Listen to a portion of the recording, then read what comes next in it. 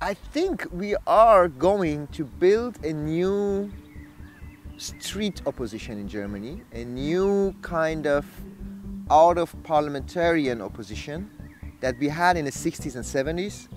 Maybe it's now emerging of a new kind of this opposition. And I see these gatherings in the same wave of kind of a, let's say, the global revolt that we're seeing since 4 years, starting with the Arabellion, going with the protests in south of Europe, the older worlds, with Occupy Wall Street, and I think this is a new wave of a global revolt that is now emerging in this special form in Germany.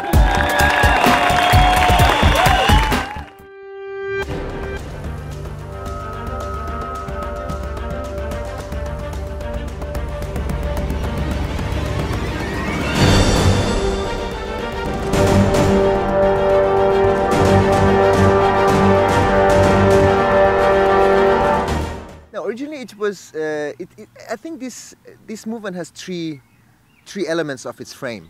One is the war in Ukraine, or against war in general, is the peace issue, and the second is the finance and economic system we're living in.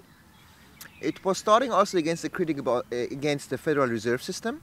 That was kind of strange for people like me. It was like, oh, what's this? Because it's in the U.S. where you're talking about the Federal Reserve, but it was an element of it. And the third was about the media, because it was especially a really shocking experience in the last weeks to see that during the conflict in Ukraine, how one-sided the media in Germany was against Russia, and kind of really a kind of a propaganda for preparing a military conflict. Yeah, this Monday protest called themselves Mahnwache. They started about 4 months ago by an individual initiative of a guy called Lars Mehrholz. He made a Facebook call for a demonstration against the war in Ukraine. But this started to get bigger and bigger, and especially after one big Facebook media channel, independent media channel called CanFM, started to back this Monday protests. It started to get bigger and bigger, getting several thousand people in Berlin, and then it started to spread all over Germany, and now even in Swiss and Austria. So at the moment we have these Monday gatherings in about, I don't know, 80 cities, and it's still spreading. The media was really slashing on these Monday gatherings. From the very beginning? From the very beginning, yeah. And they were saying it's kind of a right-wing, a far-right mobilization, because it's anti-Semitic, it's nationalist, it's, I don't know, whatever. And, okay, let's say some parts in this movement, especially in the beginning, maybe had some connection to the far right, maybe, I don't know exactly. Yeah, some things have been said in some gatherings was for me also problematic. Some nationalists were around, even some neo-Nazis were around, but this was never the core of the thing and the core of the square of the people getting together. And yeah, the media was slashing on it. Some, I would call them kind of crazy, call themselves leftists that are no more leftists, were leading these attacks on these Monday gatherings. And yeah, and it hasn't changed in the last 4 months. Even after a lot of declarations of these gatherings against the far right, against discrimination in any sense, even against nationalism and all this, but the media is not recognizing this and still slashing on it. I was expecting that they will change the picture. They do. I mean, I'm a long-time activist. I've seen a lot of mobilizations which media was really confronting and slashing. After some while, say, "Oh no, it's not like this. It's kind of different thing." But till now, the media hasn't changed this picture of these gatherings, and now they are ignoring it. First they're slashing, now they're ignoring it. Now the media portrayed it one way. How is it really?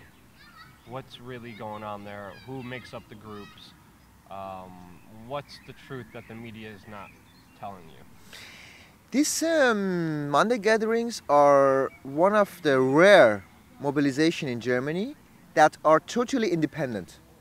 That there is no political group behind it, and there are really, say, ordinary people coming together that are not connected to organizations. And I think that is very special because Germany is a really organized country in every sense. And even political protest is here traditionally a really organized thing. Yeah. We had kind of spontaneous mobilizations, of course, also here, but very rarely. And this one is the actual expression of it. The Occupy mobilization that was kind of copying the U.S. experience of Occupy Wall Street 2 years ago was similar. It was already spontaneously and no big groups behind it. And this time it's also like this. And this is, I think, the most remarkable thing about this new Monday gathering, that they are independent, they are completely based on internet and social media, and people are connecting with each other and organizing it. It's really spontaneously and independent.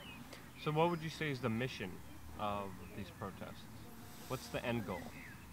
I don't think that these mobilizations have an end goal. I think the topic of end goal is a failure, to be honest. I think the movement as itself is the goal, because these movements are kind of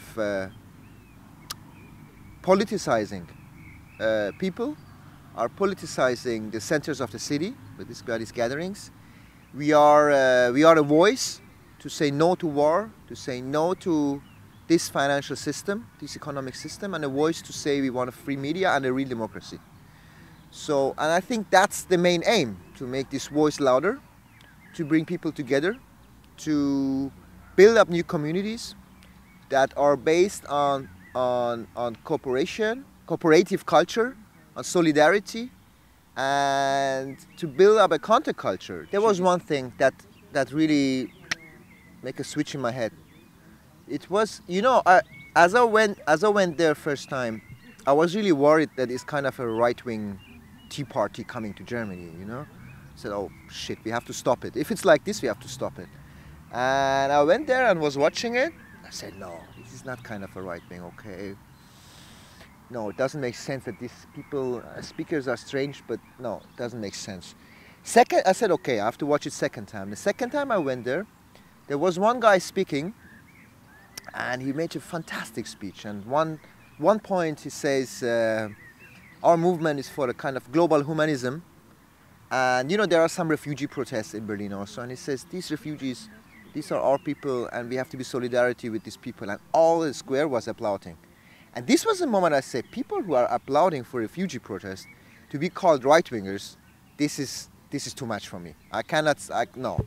And this was, okay, I will go in and I will try to bring all in to this movement. This is a kind of a really new current of mobilization in Germany. This is a new experience we are doing.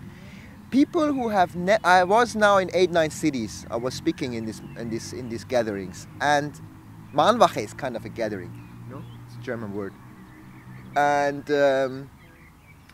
I met a lot of people who were organizing these gatherings, and none of them, one. I was in 9 or 10 cities, and I met one guy who had a political experience before. All others were doing it for the first time, had never been to demonstrations. Some, maybe 1, 2, have never organized nothing, and they started now to do this together. And it's unbelievable and so fantastic how these people do it together. Bringing PAs, bringing tents, and organizing a lineup week for week. Since now 3-4 months, people have never experienced this. Show what we can do together if we work together, if we develop a cooperative culture, and work in solidarity together. This talking that people are not able to rule society. We need elites. We need people who are professors. I don't know something. We show that that is a big lie. People can't rule themselves, and this is a small experience of it that we are seeing now. We are living in really dangerous times. We are living in times that war is getting a normality in the global world. We are living in a time that empires are clashing against each other, and that the global capitalism is in a big crisis. And in these times, elites will try to divide us. elites will try to divide the underclasses into along lines of ethnicity, of religion, of color, of sex and something, of gender, white against black, Muslims against Christians against Jews, homosexuals against heterosexuals, and so on and so on. These projects of the elites are running all over the world to divide us. I think it's important to build the social unity of the classes, of the bottom classes of the society against the global elite and their system.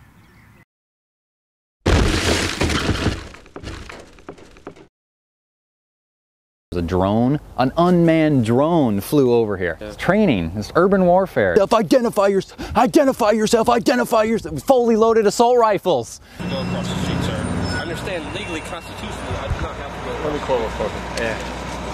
This is a public sidewalk. I can feel my rights like the back of my hand, and there's nothing in the penal code that says that you can't film on a public sidewalk. That's not the only. All right, listen.